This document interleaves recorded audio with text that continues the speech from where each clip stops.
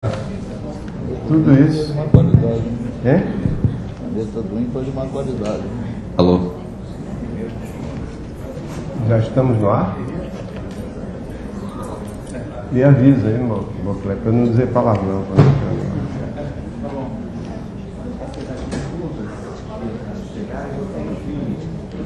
É difícil ler ali. Eu vou tentar. Vamos lá.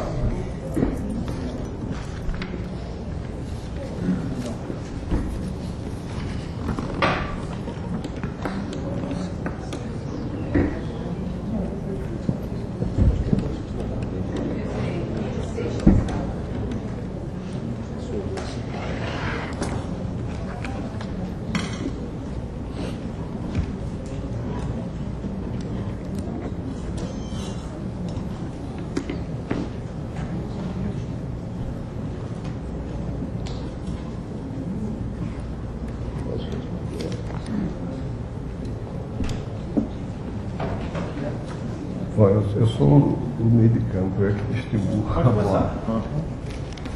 Bom, então vamos começar as atividades de hoje, que consistem essencialmente na resposta que a gente souber dar, né?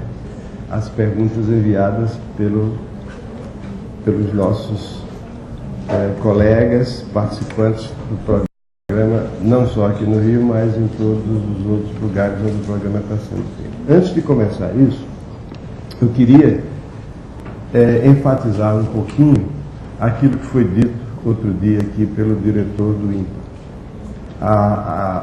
que é o seguinte: essas universidades que estão participando do nosso programa não são nossos clientes, são nossos colegas, eles fazem parte do programa. Esse programa, que é feito com o apoio da RNP, Rede Nacional de Ensino e Pesquisa no Brasil, ele é uma atividade encaixada no chamado Instituto do Milênio, e as pessoas que estão participando dele são pessoas que passam a pertencer ao Instituto do Milênio.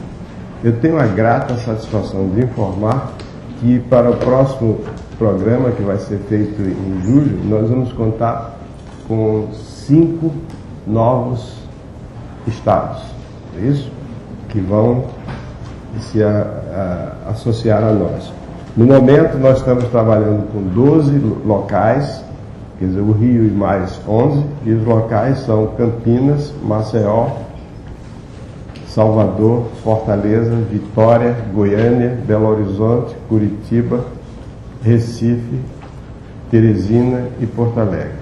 Nesses locais, eu gostaria de destacar a participação dos coordenadores dos programas no local, em cada local. Esses coordenadores, naturalmente, não trabalham só, mas eu vou mencionar cada um deles individualmente, representando uma equipe local.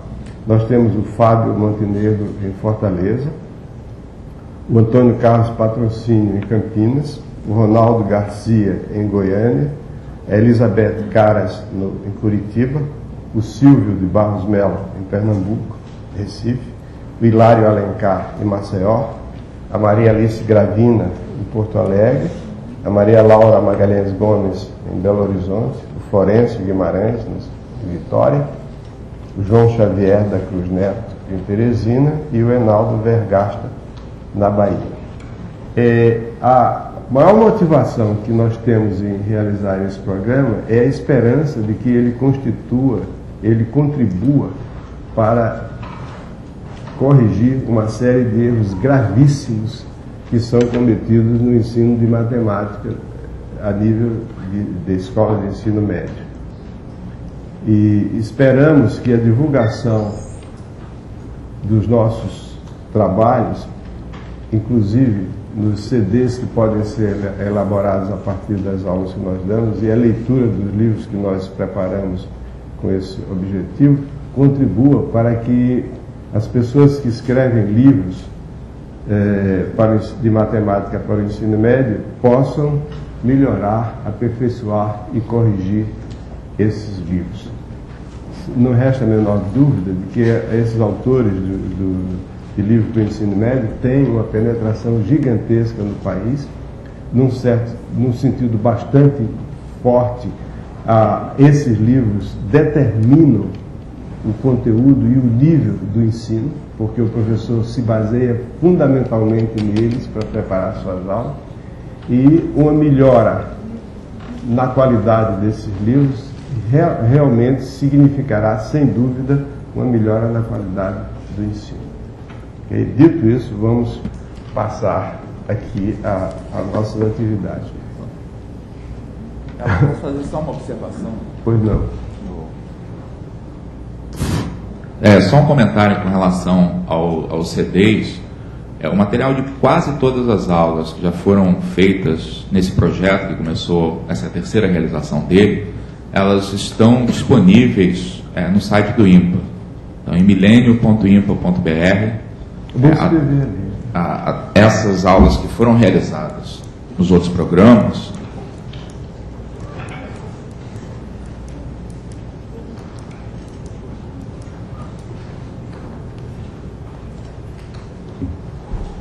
exceto as duas primeiras, que por razões técnicas não puderam ser gravadas, elas estão todas, as outras, todas as demais, disponíveis aí nesse site. E então, mesmo aqueles que não participaram dos programas anteriores, podem obtê-las nesse endereço. Aliás, nós estávamos, por iniciativa, no primeiro momento, do Hilário, lá de Alagoas, que deu a ideia de fazer um CD com essas aulas. A maior parte dos centros onde está sendo realizada essa atividade já tem a sua cópia de CD, que para evitar ter que baixar aí da rede, são arquivos grandes. Mas alguns centros ainda não chegaram a obter esses CDs aqui conosco. Então, aqueles locais de realização que ainda não têm um jogo de CDs, entre em contato comigo, que eu tenho vários lá para distribuir ainda. Ok.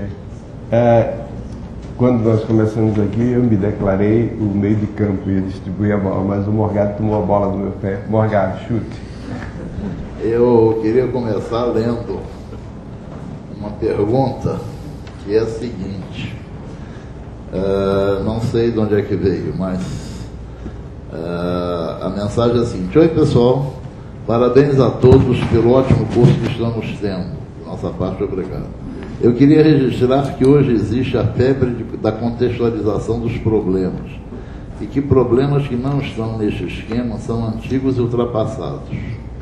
Mas o grande Euler, há mais de 2 séculos, já fazia problemas contextualizados. Afinal, onde está a novidade? A minha resposta a essa pergunta é a seguinte: pois é, né? Pois é. Uma coisa que eu ia dizer, mas eu nem vou dizer porque eu ia citar o Elon, talvez seja melhor ele mesmo dizer. Pode citar. Posso citar? Pode. O Elon sempre diz que um dos grandes males do ensino no Brasil é que é o problema da moda, né? De vez em quando se descobre que certas tendências do ensino têm seus defeitos. E em vez de se partir para a correção desses defeitos, não. Elimina-se por ter defeitos tudo que havia naquele processo, inclusive as coisas boas.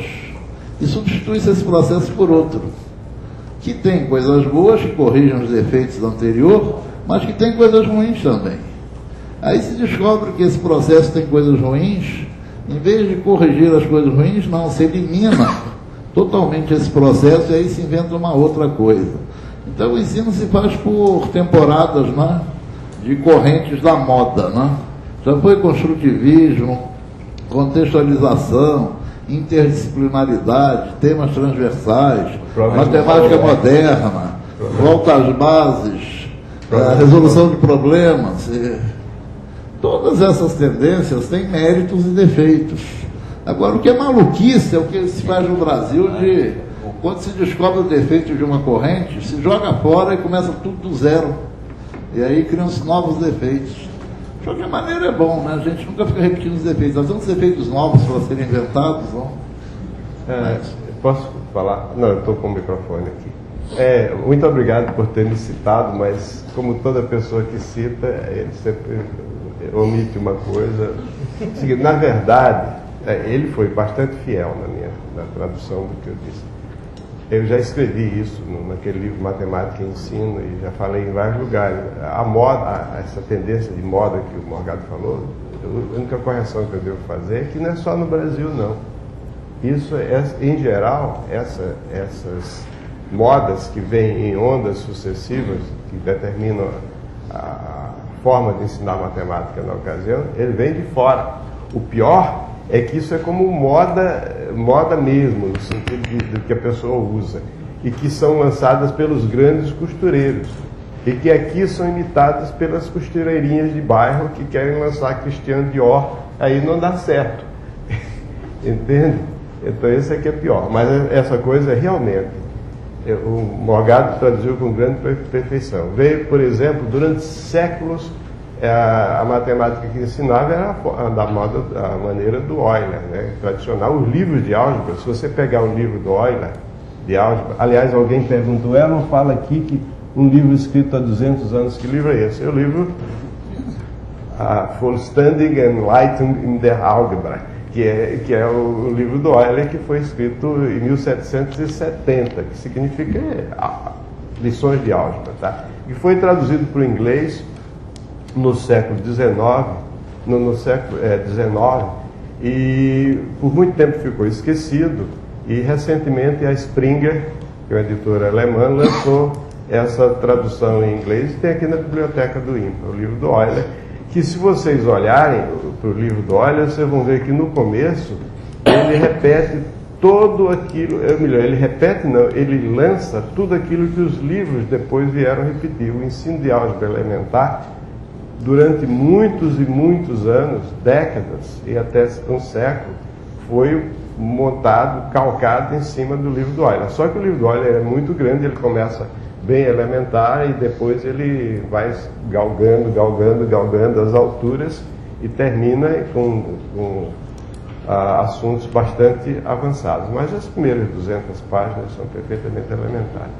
E os livros, os problemas lá nem sempre são contextualizados. Às vezes os problemas são simplesmente pelo prazer de resolver problemas. Quer dizer, a contextualização é realmente uma coisa fundamental, da maior importância, mas ela é uma das 3 componentes fundamentais do ensino, que são a conceituação, a manipulação e as aplicações. E o ensino bem equilibrado tem que ser montado nessas 3 partes. Você tem que ter que desenvolver os conceitos, você tem que aprender a manipular algebricamente esses conceitos e tem que aplicar. Isso ficou bastante claro, eloquentemente explicado na aula do Paulo César de ontem, em que ele pegou um problema, que era um problema de natureza prática, objetiva, sei lá, científica, mas na verdade um problema da realidade, um problema contextual. Ele, para resolver esse problema, ele salientou que havia necessidade de fazer certas manipulações algébricas e ele mostrou que para poder resolver esse problema contextual era fundamental a conceituação. Você precisava saber por que aquilo ali é usado, porque naquele problema se aplica a função exponencial e não uma função linear.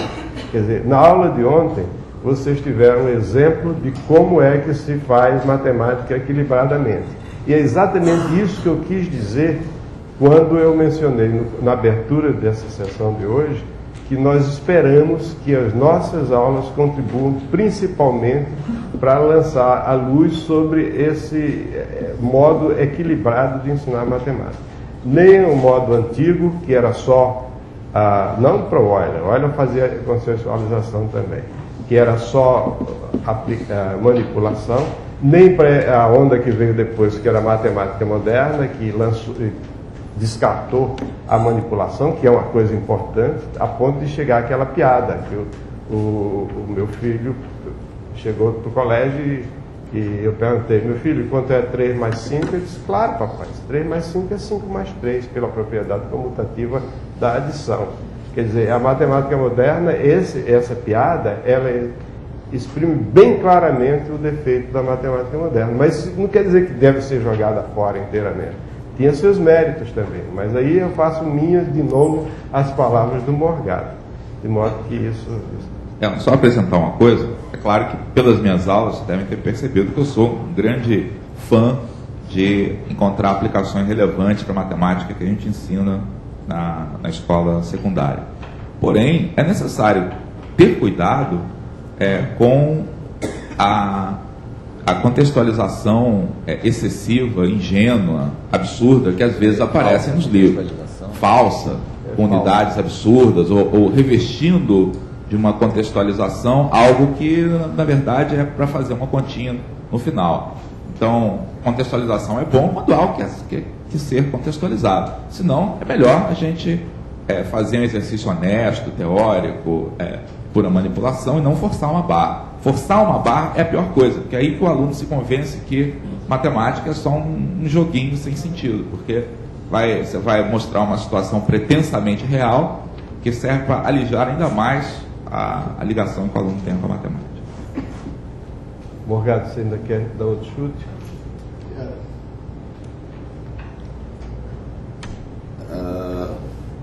Há uma outra pergunta aqui, que é a seguinte: qual é o problema de dizer fórmula de Bhaskara? Durante as aulas ficou no ar uma certa rejeição ao termo. Bom, primeiro, certa aí é bondade, né? Seria mais correto dizer uma enorme rejeição ao termo. Bom, a minha rejeição aqui é dupla. Primeiro, a fórmula que resolve a equação de segundo grau era muito anterior à Bhaskara, certo? Como ela mostrou na aula. Segunda coisa é que essa mania de chamar essa fórmula de Bhaskara é uma mania brasileira e recente. Você pode pegar qualquer livro aí, em francês ou americano, você não vai encontrar isso não. É fórmula das raízes da equação de segundo grau, fórmula de resolução da equação de segundo grau. No meu tempo de aluno, tudo bem, já tem algum tempo isso, né? Basta dizer que aqui dos presentes na mesa, 2 foram meus alunos. Não foi o Elon. Não, o Elon não foi, mas os 2 foram meus alunos. Quando eu era aluno, ninguém chamava isso de fórmula de Bhaskara, não, era fórmula de resolução da equação de segundo grau, fórmula das raízes da equação de segundo grau, etc. De modo que isso é uma invenção brasileira recente, né? Algum autor de livro didático aí resolveu botar esse nome, fórmula muito anterior à Bhaskara.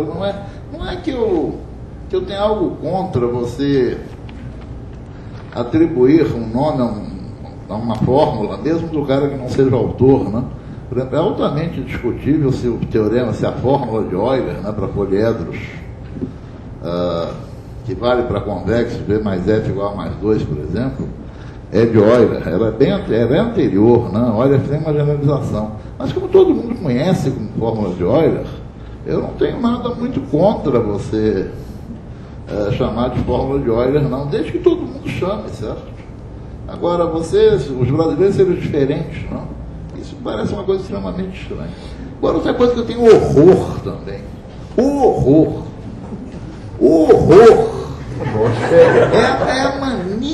É a mania brasileira de importar nome estrangeiro via inglês. Dou um exemplo de um nome que teve nas manchetes aí há muito tempo. Um senhor chamado Bin Laden. O nome dele, como é que se escreve? O nome dele se escreve com aqueles caracteres, né? Tá? Como se pronuncia o nome dele? Usama. Como o americano escreve Usama? Não bota 2 S, né? Porque o S lá tem som de S. E bota o O para ter som de U, certo? Então nós vamos pegar aquele nome que se pronuncia Usama, vem para o português via o inglês. Então o nosso Usama, como a gente é macaco de imitação da grafia norte-americana, vira Osama. Osama, né, que se escreve. O nome do cara é Usama. Aí tem até pergunta no show do milhão, né? Quantas letras tem o nome do cara? Tinha que perguntar quantos caracteres em árabe tem aquilo. Temos outros, muitas perguntas. Agora, tá. Aqui vem esse Bhaskara aí, cai um H no meio. Pelo amor de Deus, não existe H no meio, não, de palavras da língua portuguesa, à exceção de Bahia, certo?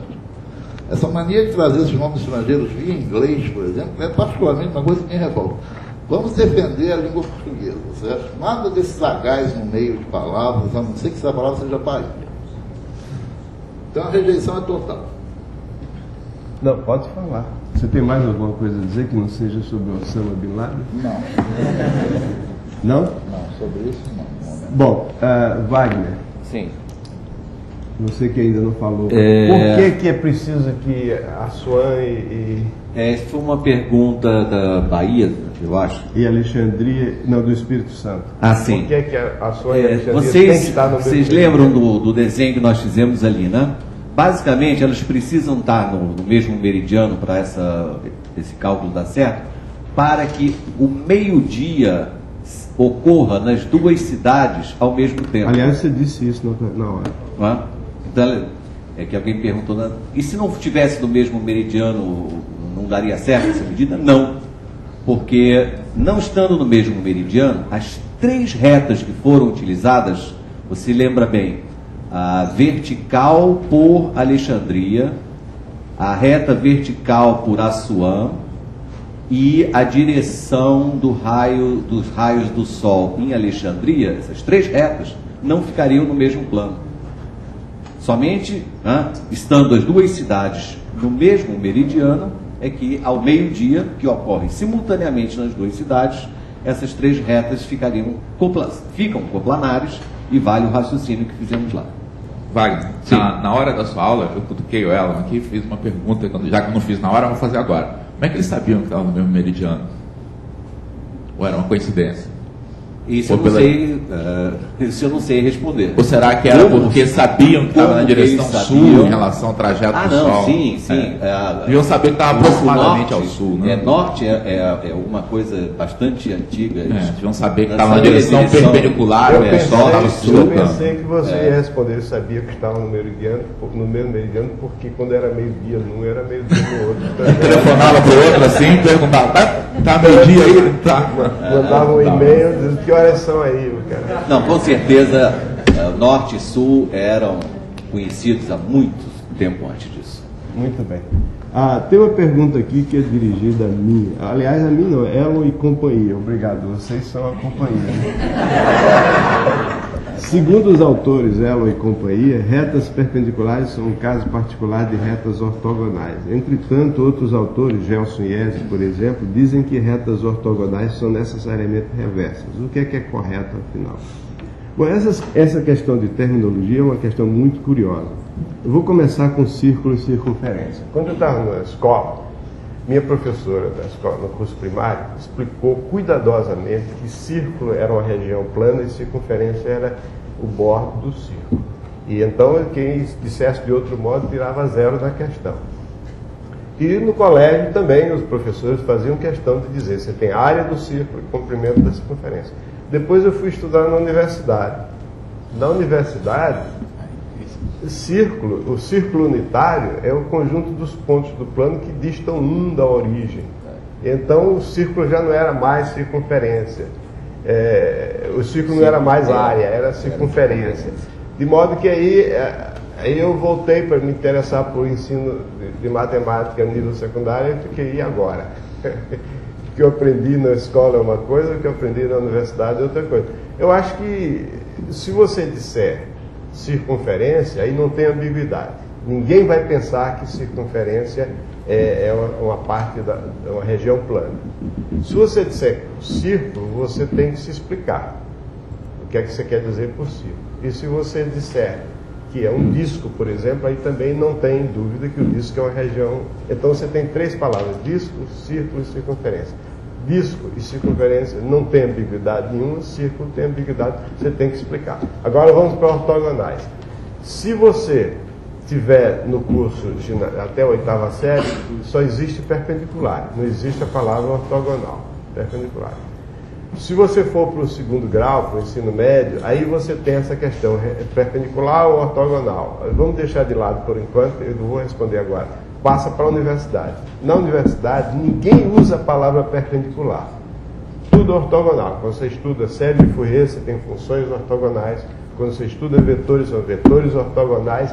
Ninguém fala em perpendicular, só fala em ortogonal. Inclusive na linguagem comum dos matemáticos, eles dizem, essa situação aí é ortogonal à outra. Quer dizer, então, o que acontece, voltando para a escola, na escola tem perpendicular e ortogonal.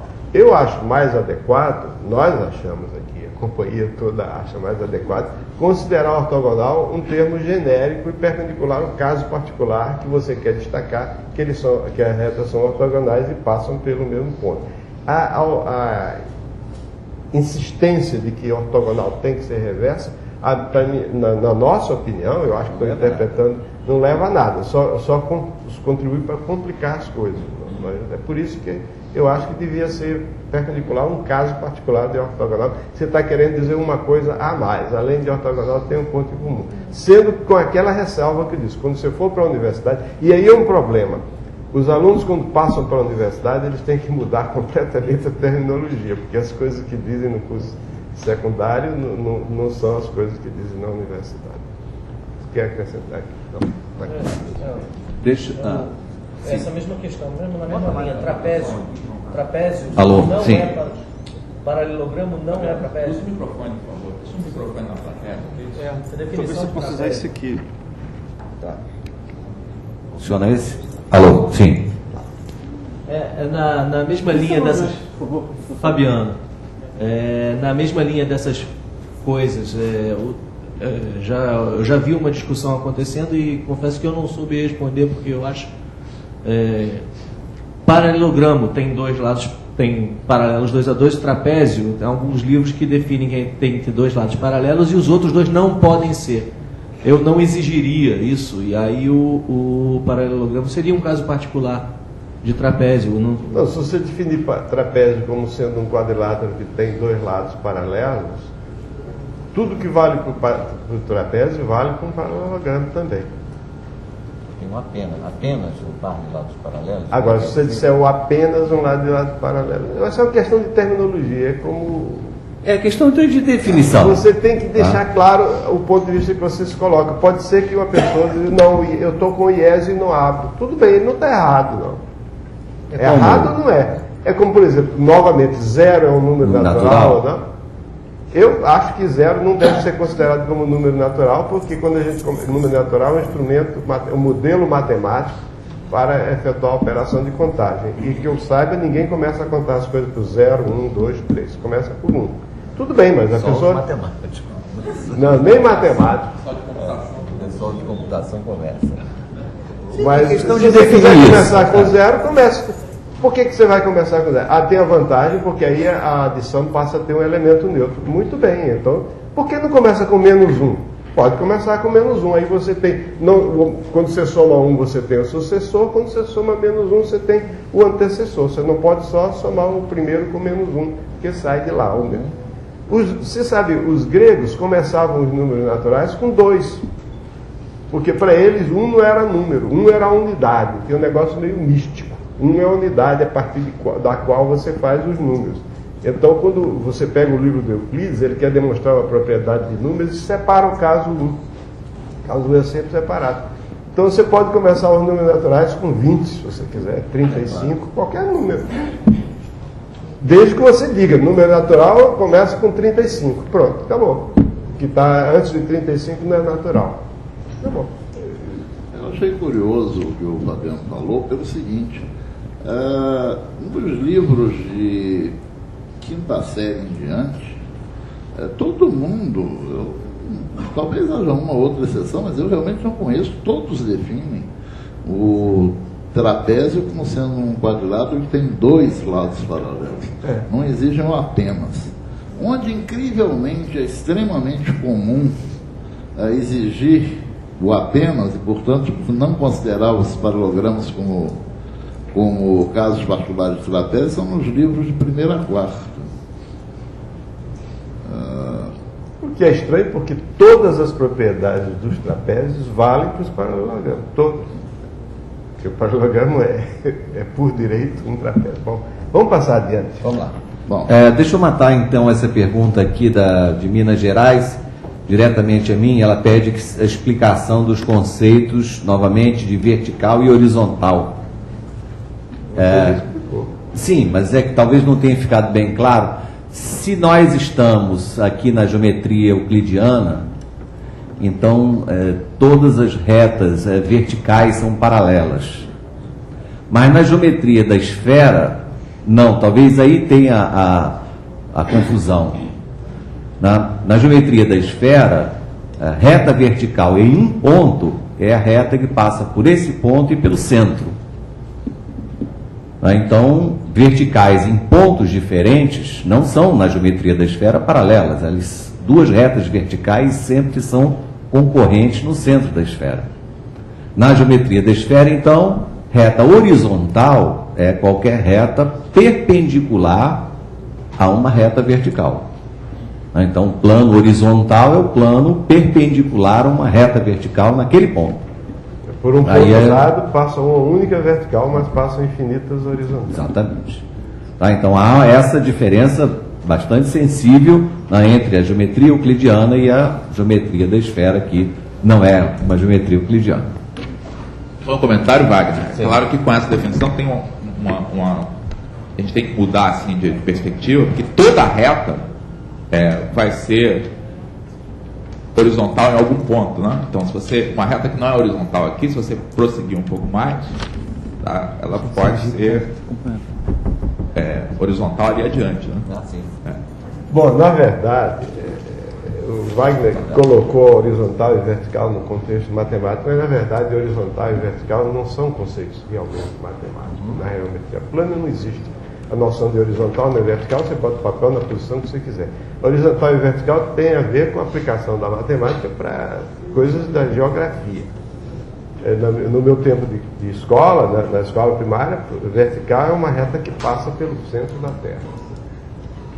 É a direção do fio de prumo. Bom, tem uma pergunta aqui que está dirigida a mim, e é uma pergunta que foi dirigida durante a aula, que era uma questão da lista do Paraná.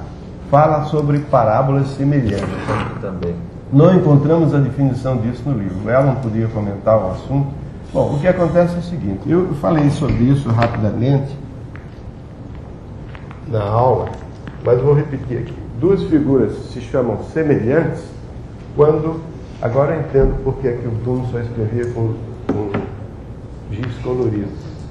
Duas figuras são F e F', são semelhantes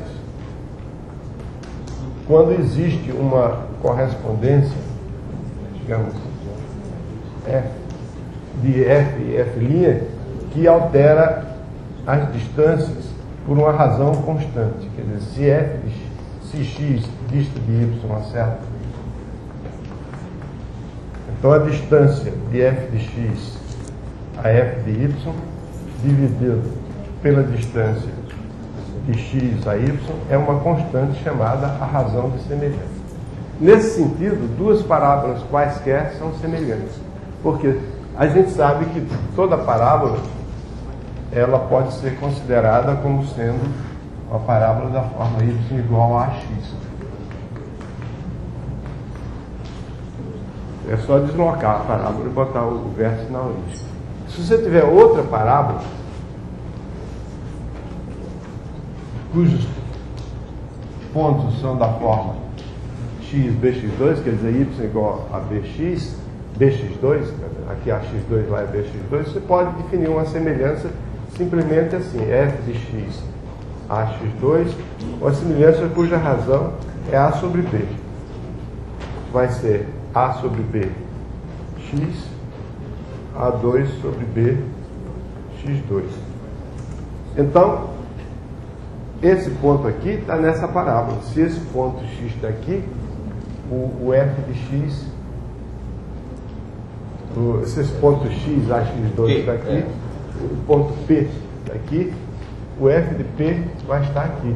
Vai ser o ponto a sobre b x, a2 sobre b x2. Então isso é uma homotetia, na verdade, é um caso particular de uma semelhança. Então, duas parábolas quaisquer são semelhantes. Talvez fosse mais claro para as pessoas se você desenhasse a outra ali e mostrasse que isso realmente é uma uma homotetia, né? Quer dizer, se o que a conta que o Elon fez ali mostra é que se você coloca duas parábolas agora situadas aqui, quer dizer, à primeira vista, eu acho que a razão da dúvida é que quando a gente olha para duas parábolas desenhadas no mesmo sistema de eixo, a gente olha, não são semelhantes, porque essa aqui é mais fechadinha do que a outra. Então, como é que podem ser semelhantes?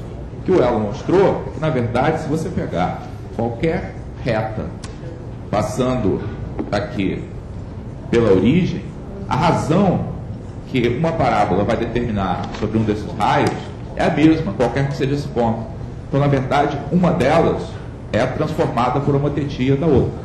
Então, a razão pela qual você pensa que elas têm formato diferente é que você está vendo um pedaço relativamente pequeno de uma e um pedaço relativamente maior de outra. Mas se você restringisse a atenção a essa aqui, nessa região, você veria que ela tem, na verdade, o mesmo formato que a outra.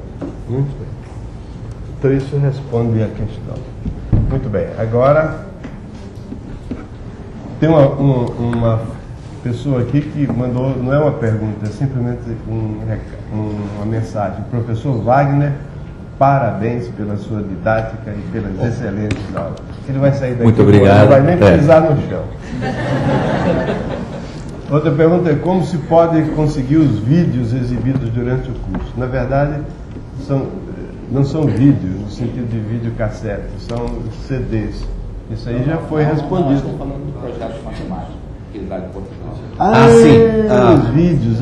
Estou devendo, daqui a pouquinho. Português. Daqui a pouquinho eu vou colocar o endereço aí. Ok. Bom, isso aqui o Morgado já respondeu, porque a matemática moderna saiu de moda. E outra é um comentário que não é bem. É seguido de uma pergunta, mas uma pergunta que não é fácil de responder, eu acho que não tem resposta. No ensino médio público, a realidade é dura. Nós deparamos com alunos que chegam ao ensino médio sem terem tido aulas de matemática em várias séries do ensino fundamental e mesmo assim foram aprovados. Como melhorar o ensino médio público? Essa é uma pergunta que deve ser...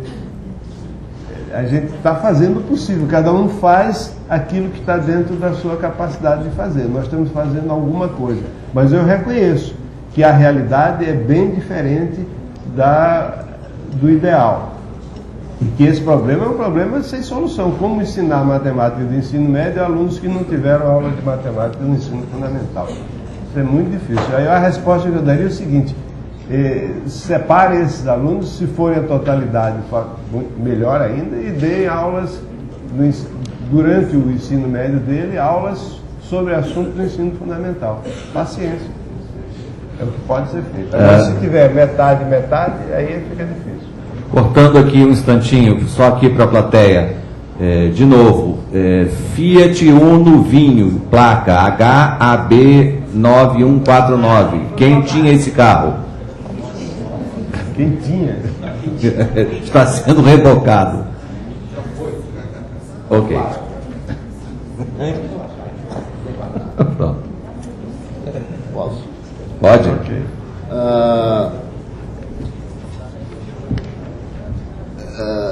As calculadoras possuem teclas para logaritmos decimais e logaritmos naturais.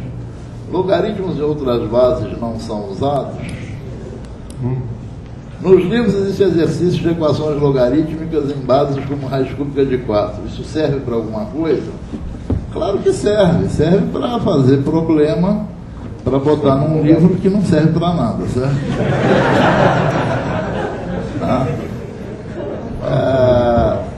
Na realidade, o que acontece com logaritmos é que realmente só são usadas essas duas bases na vida real, né? Os logaritmos naturais são historicamente até anteriores aos decimais, mas quando o pessoal descobriu que os decimais eram melhores para... Logaritmo foi criado para quê? Logaritmo foi criado para fazer as funções de calculadora, né? No meu tempo de aluno, que a gente não tinha calculadora, a gente botava uma tábua de logaritmo debaixo do braço, ia para o científico, no ensino médio naquele tempo chamava científico. ia todo dia para o colégio com aquela tábua de logaritmo debaixo do braço, certo? E aí a gente tinha que fazer contas, né? A gente fazia as contas com a tábua de logaritmos, né? Como é que se calculava a raiz 20, raiz vigésima de um número, né? Você calculava o logaritmo da raiz vigésima, que era 1/20 do logaritmo do número. Você procurava na tabela de logaritmos, calculava o logaritmo do número, dividia por 20, que era uma conta fácil de fazer na mão, e aí você descobria o número que tinha, né, como logaritmo, e esse valor que você acabou de calcular. Assim você teria descoberto quanto é que valia a raiz vigésima do número. Era assim que faziam contas no meu tempo. Não tinha essa de pegar uma calculadora e apertar o botãozinho, não. Era um negócio trabalhoso mesmo, certo? Logaritmos foram inventados, né, no século XVI, exatamente para facilitar cálculos. E interessante é que a primeira ideia que tiveram de logaritmos era de uma coisa muito parecida com os logaritmos naturais. E depois perceberam da imensa vantagem, né, de trabalhar com logaritmos decimais, porque você, trabalhando com logaritmos decimais, você não precisava tabelar logaritmos de números fracionários, por exemplo. Você não precisava ter logaritmo de 1,35 na tabela, se a tua base era a base 10. Por quê? Porque o logaritmo de 1,35 é o logaritmo de 135 sobre 100. Log de 135 menos log de 100. Só que na base de 10, log de 100 quanto é que vale? 2. Subtrair 2 é uma conta que você faz facilmente. Então você tinha tábuas de logaritmos menores, né? Dava menos trabalho. Por isso que os logaritmos de base 10 assumiram, né, um papel preponderante. Quando inventaram a calculadora, para que se passaram a servir os logaritmos de base 10? Passaram a quase não ter importância nenhuma. Mas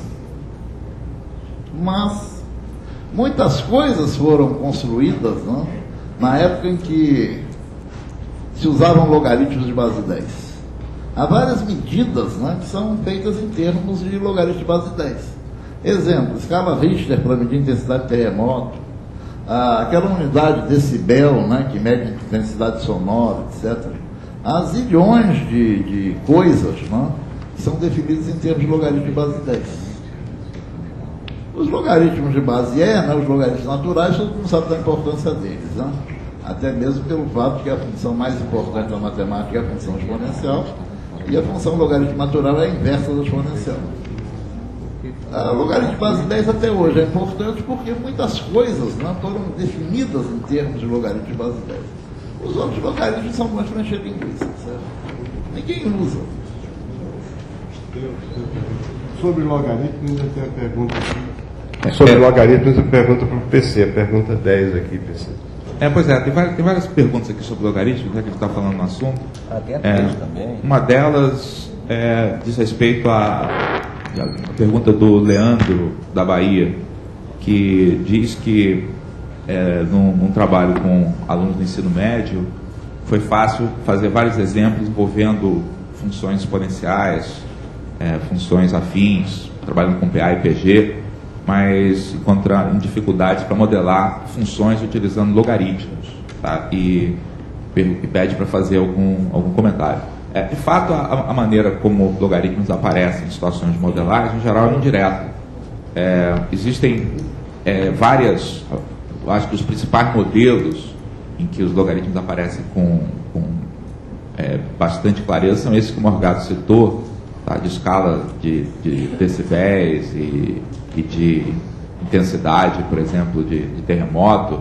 Isso diz respeito mais à forma como esses fenômenos são percebidos. Quer dizer, o nosso sistema auditivo, por exemplo, ele consegue distinguir diferenças de intensidades de uma forma quando os sons são baixinhos. À medida que vão ficando mais altos, você precisa ter uma diferença maior para que você possa perceber que houve uma diferença de intensidade. Por essa razão, é conveniente você, na hora de descrever a intensidade de um som, a intensidade de um abalo sísmico, você usar uma escala que cresça logaritmicamente. Então aí é uma construção matemática utilizando propriedades de logaritmos para obter, tá, uma escala adequada para descrever um determinado fenômeno.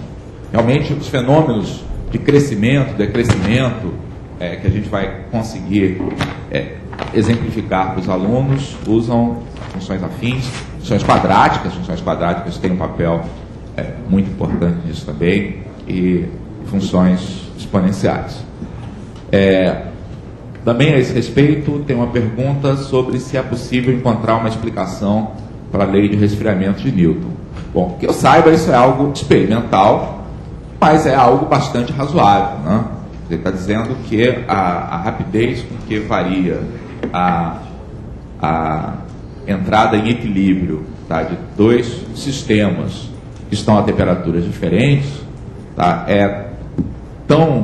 essa entrada em equilíbrio é tão mais rápida quanto mais diversa for a temperatura. Agora, por que é proporcional a essa diferença? Não sei se alguns dos meus colegas têm assim, uma explicação. Eu acho que pode dizer que segue das leis gerais da termodinâmica, né? Mas que originalmente isso foi feito experimentalmente. De forma super razoável, tá? Mas é fundamentalmente experimental. Eu sei, claro. O que mais? Oi. Usa o microfone que deve estar por aí.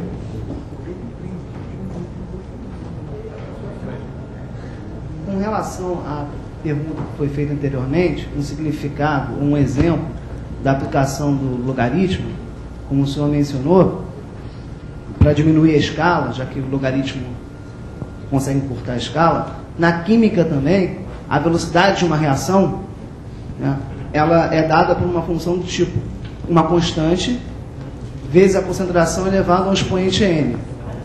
Como é que é feito isso operacionalmente pelos químicos? Eles plotam o gráfico do logaritmo da velocidade, eles pegam a função exponencial, transformam uma função logarítmica. Aí isso vai dar uma reta, como foi até um exercício pedido pelo senhor. Aí teria o logaritmo da concentração, da velocidade da reação, em função da concentração. Então eles linearizam uma exponencial, aí conseguem relacionar o coeficiente angular e o coeficiente linear com alguma coisa que pode ser medido. Um exemplo mais conhecido aí dessa medida de concentração é o pH, né? Que é algo que a gente usa até cotidianamente, que é a concentração logarítmica aí dos íons H+, não é isso? Ainda sobre logaritmo, tem o Morgado já tocou de passagem de que as funções que aparecem nos livros descrevendo fenômenos naturais de crescimento estão na base E. Por quê? Duas coisas. Qualquer função exponencial, eu falei nisso de passagem, mas isso está mais detalhado no livro Temas e Problemas, também na matemática do ensino médio. Você pode escolher a base com a qual você vai trabalhar, tá? Desde que você permita que no expoente você tenha um coeficiente. Então, toda função da forma a elevada a x pode ser escrita numa outra base c, desde que você possa escrever c elevado a kx. Então, a escolha da base E como a base de referência, quando você faz isso, aquele k que aparece ao lado do x tem uma interpretação especial, que é a taxa instantânea de variação no instante inicial. Não tem um significado físico. E se você está trabalhando com taxas instantâneas, então se você está trabalhando com equações diferenciais, está trabalhando com noções de cálculo, é muito mais conveniente você usar a base E. Do contrário, você vai ter que dividir pelo logaritmo da base. Exatamente. Então, por essa razão, já que você pode escolher qual é a base que você vai usar, se você tem o ferramental do cálculo, se tem essa noção de taxa instantânea, a base é muito mais conveniente que qualquer outra. No ensino médio, o ensino do número é uma coisa complicada, reconhecidamente complicada. Dá para falar alguma coisa, tanto no livro da matemática do ensino médio, quanto no Temas e Problemas. Chega-se ao número através de um exemplo natural, através de juros contínuos, e que dá para dar uma ideia da intuição a respeito desse número, mas é claro que o aluno só vai poder apreciar completamente o número E num curso de cálculo. Quando eu dou aula para economistas, eles entendem rapidamente o que é o número E, que eu digo que é o que você recebe quando você empresta R$1 a 100% de juros. Depois de um ano você recebe R$. Aí, vai todo mundo entender. Tem uma outra pergunta aqui, que ela nem era, mas é uma pergunta aqui que parece um truque. A pergunta é a seguinte: a função exponencial pode ser periódica? Pior que pode. Pois é, a resposta é sim ou não. A função exponencial pode ser periódica? Pois é, a função de R em R exponencial que a gente discutiu aqui, só se o caso trivial aí de que ela tem base 1, né, é constante, então é periódica. Fora isso, não, porque ela é sempre crescente ou decrescente, estritamente crescente ou decrescente. Mas, se você considerar funções do tipo E elevado a I θ, por exemplo, nós vimos aqui que essa é uma função periódica. Então, acho que o pessoal lá de Goiás estava querendo pegar a gente, hein? PC, responda a pergunta 10 aqui. Os livros didáticos estão cheios de equações e inequações logarítmicas, algumas das quais bastante cabeludas. Que importância devemos dar a esse assunto no ensino? É importante resolver tudo? Resumindo, se logaritmo for uma criação muito antiga, o que você acha relevante no ensino de hoje? Eu acho que o Morgado, em grande parte, respondeu a essa pergunta, aí, fazendo um apanhado do papel histórico e dos logaritmos. Eu acho importante que os alunos saibam, tá, que logaritmos tiveram esse papel histórico. Acho que o conhecimento aí da evolução do pensamento matemático é algo que é útil para qualquer pessoa que vá, assim, usar a matemática em algum nível. E eu concordo completamente de que o que há de equações, inequações logarítmicas é exagerado. Não é mal ter alguma coisa nesse sentido, porque isso nos dá a oportunidade de exercitar o lado manipulativo, o lado de saber utilizar as propriedades. Então, eu acho que faz parte, tá, você usar equações e inequações exponenciais logarítmicas para fixar as propriedades das funções exponenciais logarítmicas que são importantes para o aluno. O que não deve se fazer fazer essa coisa de uma forma tal que ele suponha que aquilo que é o importante é aquilo que é a parte central. Então, acho que aí tem que ter um pouco de equilíbrio. Por exemplo, né, pensei que nas inequações você está usando todo o tempo o fato de que certas funções são crescentes ou decrescentes. Então, quando você resolve as equações, você está sempre usando, como você salientou ontem, o fato de que a função é injetiva. E quando você está usando o logaritmo, você está sempre usando o fato de que a exponencial é sobrejetiva, sobre o conjunto dos numerais positivos. Então, a cada momento, a manipulação ela tem que se basear na conceituação. E a ideia é a seguinte: qualquer ensino, desde o primário até a universidade, ele tem que ser, a pessoa tem que levar em conta esse equilíbrio que eu mencionei entre as três componentes do ensino, que são a conceituação, a manipulação e as aplicações. A manipulação é fundamental, mas ela é uma decorrência da conceituação. Normalmente você acrescenta uma quarta componente aí, que é a componente lúdica, né? Também. Eu acho que é algo. Isso aí, mas essa aí não faz parte a componente lúdica, e como outras existem, ela se refere mais ao processo de você conseguir prender a atenção do aluno. Ela não faz parte exatamente do tipo de conhecimento que ele deve guardar para poder contribuir para a sua formação cultural. Mas é extremamente importante, claro, inclusive contar piada, como o Morgado faz, né, durante a aula. É muito importante falar do Botafogo, é uma piada, mas isso aí atrai a atenção, provoca um riso, desanuvia o ambiente, e a componente lúdica é sempre interessante. O próprio Euler, no livro dele, tinha muitos problemas que eram de desafios. Bom, Morgado, tem várias questões dirigidas a você, se não quer. O que é uma piada de segunda ordem? Que relação isso tem a ver com a aula de recorrência? Uma piada de segunda ordem, você pode, se quiser, definir assim: é uma sequência em que o valor do AN, né, é dado por um polinômio de segundo grau. Isso é uma definição possível. Se você definir progressão de aritmética de segunda ordem desse modo, como sendo uma sequência em que o AN é um polinômio de segundo grau em N, você prova com um teorema que as diferenças em termos sucessivos de uma progressão aritmética de segunda ordem constituem uma progressão aritmética de primeira ordem, ou seja, uma progressão aritmética não constante. E vice-versa, que toda sequência na qual as diferenças em termos consecutivos formam uma progressão aritmética não constante, uma progressão aritmética de primeira ordem, então ela é uma progressão aritmética de segunda ordem. Você também pode fazer o contrário, pode definir progressão aritmética de segunda ordem como sendo a sequência em que as diferenças em termos consecutivos formam uma progressão aritmética de primeira ordem, ou seja, uma progressão aritmética não constante. Aí você prova como um teorema que numa progressão aritmética de segunda, uma sequência é uma progressão aritmética de segunda ordem, sem somente ser seu termo geral AN é dado por um polinômio de segundo grau em N.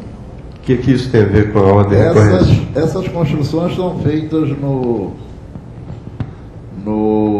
livro da coleção do professor de matemática, chamado Progressões em Matemática Financeira. O que isso tem a ver com a nossa aula? Não tem muita coisa não. Tem alguma coisa, evidentemente, porque a definição aí, ou a propriedade, conforme o ponto de vista, no fundo é uma recorrência, né? A n menos a n menos 1, né? Uma coisa da forma a n mais b, certo?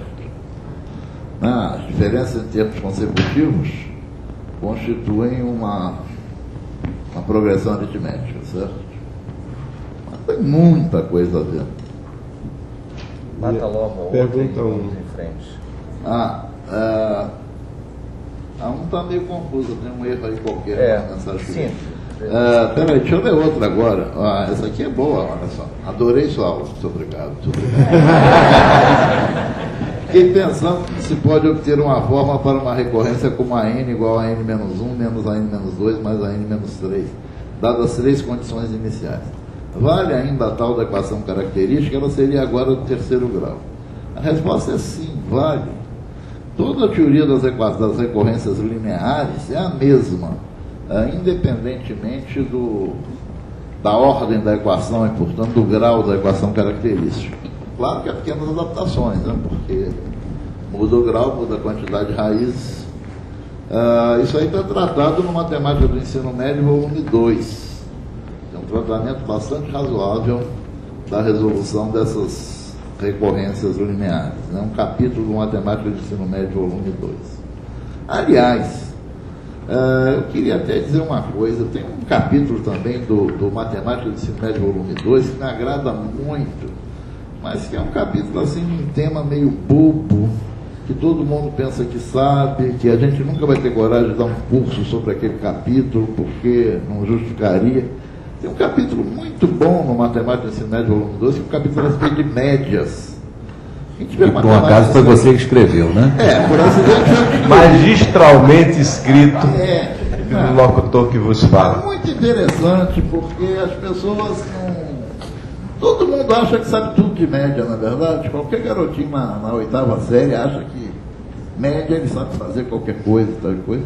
Há coisas extremamente interessantes nesse capítulo de médias do Matemática do Ensino Médio, volume 2. Quem for ler a parte de recorrência, aproveite e leia a parte de médias também, que é muito interessante. Bom, deixa eu responder uma pergunta, aliás, daqui do Rio de Janeiro, que pergunta assim: o número de ouro tem alguma ligação com senos e cossenos? Está presente o professor... sim. Ótimo. É o professor Hélio, né? Não, Jorge.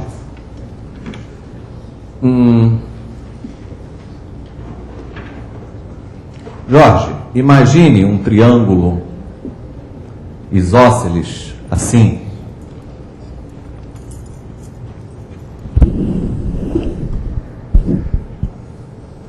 Tá? Aqui, a partir de um dos vértices da base, trace a bissetriz. Então, aqueles 72 graus fica partido assim, vai aparecer um outro 72 graus aqui. Esse é um triângulo muito curioso. Vamos chamar, digamos, a base desse triângulo de φ. Você percebe um triângulo isósceles deitado aqui sobre a base, portanto, o comprimento dessa bissetriz é φ. Você ainda percebe um outro triângulo isósceles com dois ângulos de 36 graus, que mostra que esse comprimento ainda é igual à base do triângulo, e, consequentemente, este segmento mede um menos φ. Observe agora que este triângulo pequeno deitado sobre a base é semelhante ao triângulo original. Então, o lado grande 1 do triângulo original está para o lado grande φ do triângulo pequeno, assim como a base do triângulo grande, que é φ, está para a base do triângulo pequeno, que é 1 menos φ. Isso te conduz à equação φ ao quadrado menos mais, né? φ menos 1 igual a 0. A raiz positiva desta equação é menos 1 mais raiz de 5 sobre 2. Raiz de 5 menos 1 sobre 2. O número de ouro, né? O número áureo. E o seu inverso também, né? Seu áureo pequeno. Agora, vamos olhar um triângulo desses e aplicar a lei dos senos. Então você tem que, um triângulo grande, por exemplo, que o lado 1 está para o seno de 72 graus, assim como o φ está para seno de 36 graus. Ora, seno de 72 graus é a mesma coisa que cosseno de 18 graus. Não, cosseno complementar. E seno de 36 graus é 2 vezes o seno de 18 graus vezes o cosseno de 18 graus.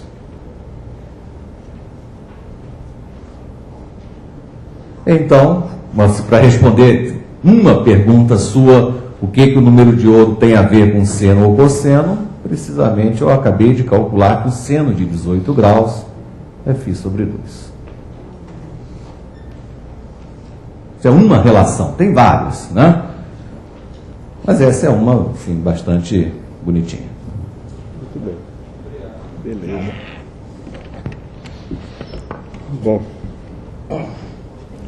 Bom, já que você está com a palavra, tem uma pergunta aqui que eu acho que cabe a você, né? Diga. Na demonstração de uma identidade trigonométrica, eu frequentemente trabalho com os dois lados para tentar encontrar uma igualdade correta, tipo 1 igual a 1, ou coisa assim.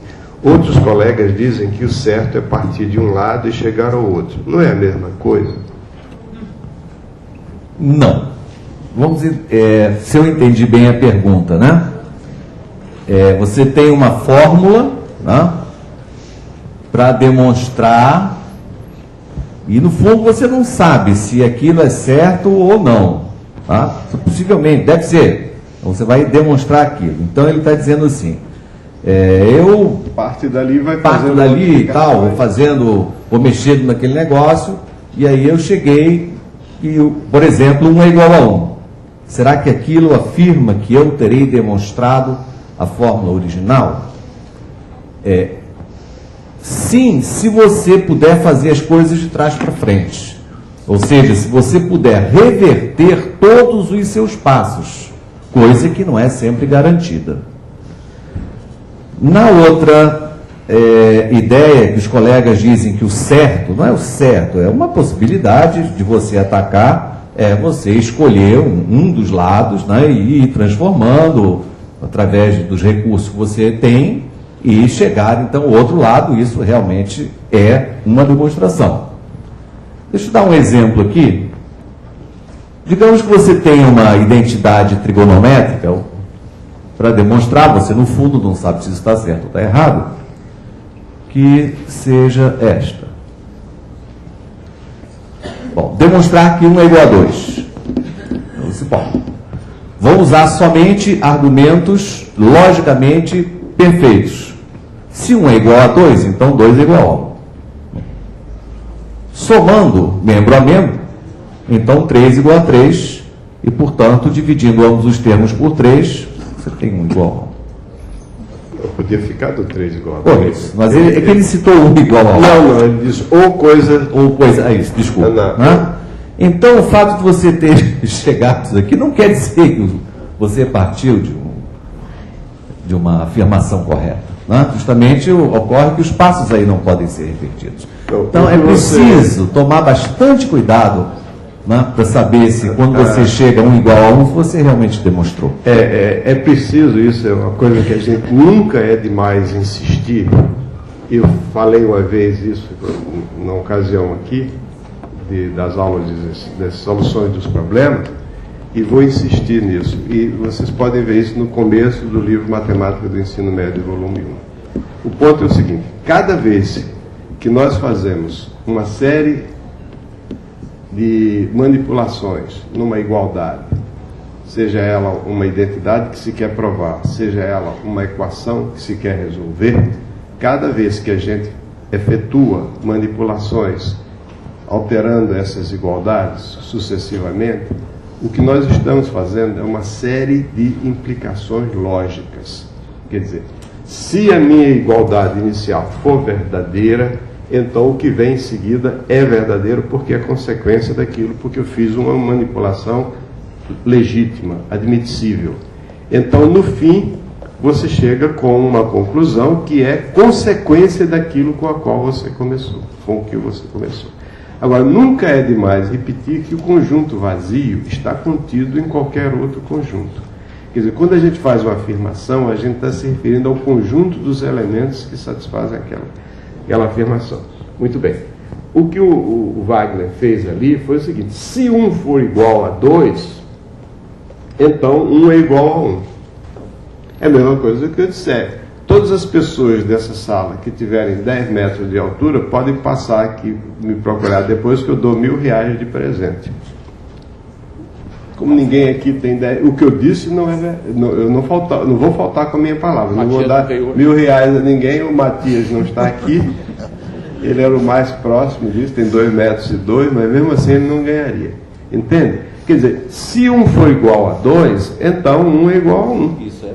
Isso é verdade. Qualquer coisa que eu disser, por exemplo, se eu conseguir pular do pão de açúcar ou do corcovado e chegar embaixo sem paraquedas e não me machucar, então 1 é igual a 1.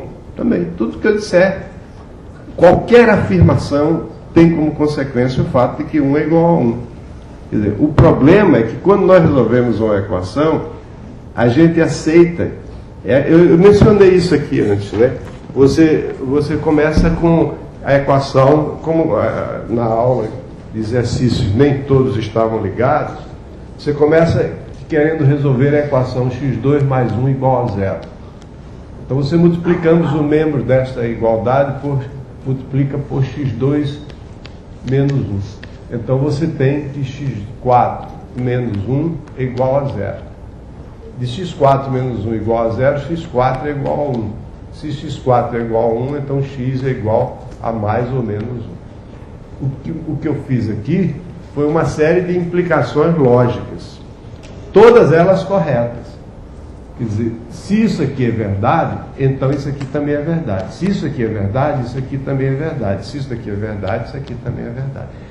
Então, qual é a conclusão? A conclusão é a seguinte: qualquer solução real desta equação tem que ser mais ou menos 1. Ou seja, que o conjunto verdade dessa equação está contido no conjunto formado pelos números menos 1 e mais 1. Só que o conjunto verdade dessa equação, no campo real, é vazio. Isso aqui, simplesmente estou dizendo que o conjunto vazio está contido aqui, o que é verdade. O ponto é que, o ponto que a gente nunca deve esquecer é esse: cada vez que a gente resolve, isso vou repetir 10 vezes até cansar vocês. Cada vez que nós resolvemos uma equação fazendo manipulações algébricas legítimas, corretas, nós estamos fazendo uma série de implicações lógicas, que às vezes podem ser revertidas, às vezes não. O que a gente, quando admite que isso aqui é a solução dessa equação, nós estamos tacitamente admitindo que essas implicações podem ser revertidas, o que nem sempre é verdade. Se aquela equação tiver solução, então... Se aquela equação tiver solução, a solução só pode ser mais uma ou menos uma. Aí Só você que ela não tem solução. Testa uma, testa outra, nenhuma das duas é... Então pronto, quer dizer. Não precisa testar mais. É isso aí. Eu acho que a gente tem que fazer uma pausa pro café, não é? É, tem uma pausa de... Voltamos às 10h45.